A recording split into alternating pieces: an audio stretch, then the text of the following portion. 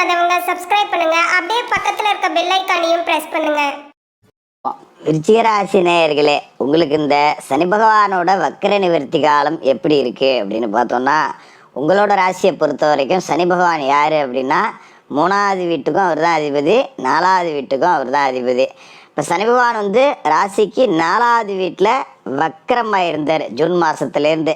இப்போ இந்த நவம்பர் மாதத்தில் சனி பகவான் வக்கர நிவர்த்தி அப்படிங்கிறது அடைகிறாரு.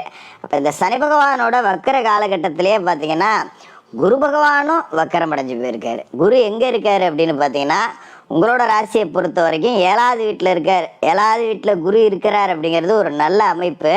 அதோட ராசிக்கும் கூட குரு பார்வை அப்படிங்கிறது கிடைக்குது. அதே நேரத்தில் உங்களோட ராசிக்கு சனியோட பார்வை அப்படிங்கிறதும் கிடைக்குது. இந்த நேரத்தில் குரு வக்கரமாகி பலம் இழந்து போயிட்டார், சனியும் பலம் இழந்து போயிருந்தார். இப்போ சனி பலம் அடைய போகிறாரு. அப்போ குரு கொடுக்குற இடத்துல இருந்துட்டு பலம் இழந்து போயிட்டார், அவரால் ஒன்றும் பண்ண முடியாது. அதே மாதிரி இப்போ சனி பகவான் அர்த்தாஷ்டம சனியாக இருந்தார் இல்லையா, வக்கரத்தில் படாத பாடுபடுத்தி இருப்பார். 10 ரூபா கையில் காசு இருந்தது அப்படின்னா ஆசையாக ஒன்று வாங்கி தீக்க முடியாது. மருந்து மாத்திரை வாங்குறதுக்கு தான் அந்த காசு பயன்படும். ஆஸ்பத்திரின்னு நான் சம்பாதிச்ச காசு பூரா டாக்டர்கிட்டே கொட்டி விட்டேன். எல்லா ஆஸ்பத்திரியும் பெரிய பெரிய பில்டிங்காக இருக்குது, நம்மள மாதிரி ஆளுங்க காசு தான் போல இருக்குது அப்படின்னு ஒரு மாதிரியான சலிப்பு அப்படிங்கிறது வரும். ஒருத்தர் மாற்றி ஒருத்தருக்கு வீட்டில் உடம்பு சரியில்லை, தாய்க்கு உடம்பு சரியில்லை, தகப்பனுக்கு உடம்பு சரியில்லை, பிள்ளைகளுக்கு உடம்பு சரியில்லை, பொண்டாட்டிக்கு உடம்பு சரியில்லை, எல்லாத்துக்கும் வைத்தியம் பார்த்துட்டு சேப்பா எல்லாரும் நல்லா இருக்காங்கடான்னு நிம்மதியாக உட்காந்தா நமக்கு உடம்பு சரியில்லை. இப்படி தான் அர்த்தாஷ்டம சனி அப்படிங்கிறது படாத பாடுபடுத்தி இருக்கும். அதாவது அஷ்டம சனியில் பாதி அர்த்தாஷ்டம சனி. 8ல் இருந்தால் அஷ்டமம், 4ல் இருந்தால் அர்த்தாஷ்டமம். அப்போ அஷ்டம சனி கொடுக்கக்கூடிய பாதிப்பில் பாதிக்கு பாதியாவது சனி அப்படிங்கிறவர் கொடுத்துருவார். தேவையில்லாத வைத்திய செலவுகள், தேவையில்லாத விரைய செலவு. 10 ரூபா நான் எண்ணி செலவு பண்ணுறேன். பசின்னு வந்தால் கூட வீட்டுக்கு வர்ற வரைக்கும் ஒரு ஹோட்டலில் கூட போய் சாப்பிட்றதில்ல, அந்தளவுக்கு காசை மிச்சப்படுத்துகிறேன். ஆனாலும் கூட இப்படி ஆஸ்பத்திரி செலவு வருதே. நான் ரொம்ப நேர்மையாக தானே சம்பாதிக்கிறேன், யாருக்கும் துரோகம் செஞ்சு கூட சம்பாதிக்கல, நமக்கு ஏன் இப்படி நடக்குது? இந்த மாதிரியான எண்ணங்கள்லாம் உங்களுக்கு ஓடிக்கிட்டே இருந்திருக்கும். கவலைப்படாதீங்க. அர்த்தாஷ்டம சனி இப்போ பலமாக இருக்கார். என்ன ஜோசியரை சொல்கிறீங்க, அர்த்தாஷ்டம சனி பலமானால் இன்னும் பிரச்சனைகள் தானே வரும் அப்படின்னு நீங்கள் நினைக்கலாம். அப்படி கிடையாது. சனி பகவான் இப்போ தன்னோட கடைசி வக்கரம் அப்படிங்கிறத அர்த்தாஷ்டம ஸ்தானத்தில் முடிச்சிட்டாரு. இப்போ நேர்கோட்டு பயணம் அப்படிங்கிறது தொடங்கியிருக்காரு. 4லேருந்து 5க்கு பயணப்பட போகிறாரு. அப்போ 4ல் இருந்தப்போ உங்களுக்கு கொடுத்த பாதிப்புகள் எல்லாத்தையும் இப்போ சனியே சரி பண்ணுவார். அதாவது தீர்க்க முடியாத வியாதியால் பிரச்சனைகளுக்கு ஆட்பட்டவங்களாம் கூட இதுக்கு மேலே அந்த வியாதியிலேருந்து குணமடைஞ்சிருவீங்க. உங்கள் குடும்பத்துக்கு வைத்திய செலவு அப்படிங்கிறது இருக்காது.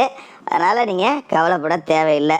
அதோடு பார்த்தீங்கன்னா முக்கியமான விஷயம், 5 நோக்கி சனி போகிறாரு பார்த்தீங்களா, கெஞ்சினாலும் கிடைக்காத பஞ்சம சனி அப்படிங்கிறது. அதை நோக்கி சனி போகிறார் அப்படிங்கிறப்ப அதுக்குண்டான ஆதிபந்தம் அப்படிங்கிறத லேசாக உங்களுக்கு குணத்தை காட்டுவார். அது என்ன அப்படின்னு நீங்கள் கேட்கலாம்.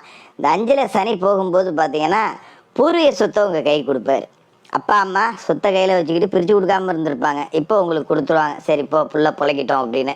அந்த 5ல் போய் வக்கரம் அடைகிறப்ப தான் பூர்வீக சொத்தில் பிரச்சனை வரும். இப்போ அவர் நேர்கோட்டு பாதையில் பயணம் ஆகிட்டு இருக்காரு. அதனால் நீங்கள் கவலைப்பட வேண்டியதில்லை.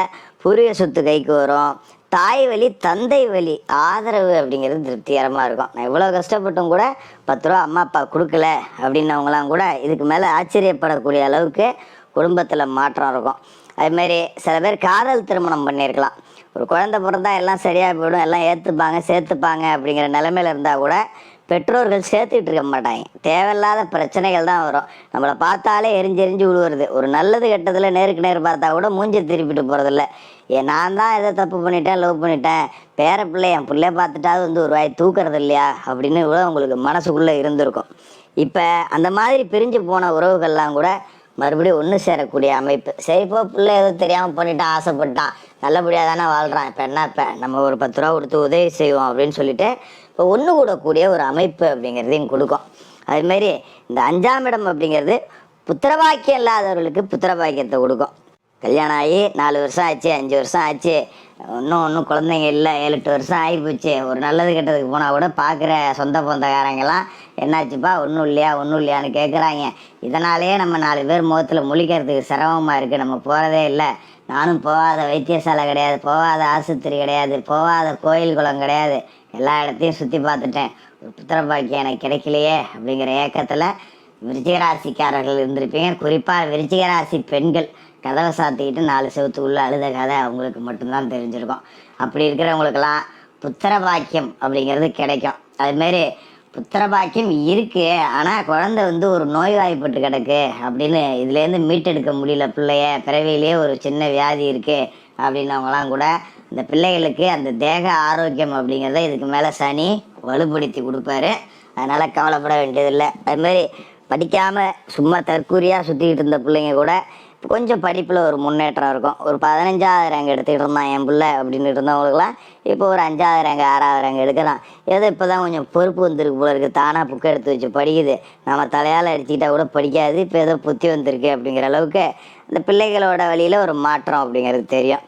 அதுமாரி வேலை கிடைக்காத பிள்ளைகளுக்கு வேலை கிடைக்கும். என் பிள்ளை நல்ல பிள்ளை தான், படித்து முடிச்சுட்டு வேலைக்கு எங்கெங்கேயோ அவனும் அலையிறான், அவனுக்கு சரியான வேலை அமைய மாட்டேங்குது, பாவமாக இருக்குது, வீட்டில் சோறு கூட திங்க மாட்டேங்கிறான் வேலைக்கு போகலன்னு, சங்கடமாக இருக்குது அப்படின்னு இருந்தவங்களுக்கெல்லாம் பிள்ளைகளுக்கு நல்ல வேலை வாய்ப்பு அப்படிங்கிறது அமையும்.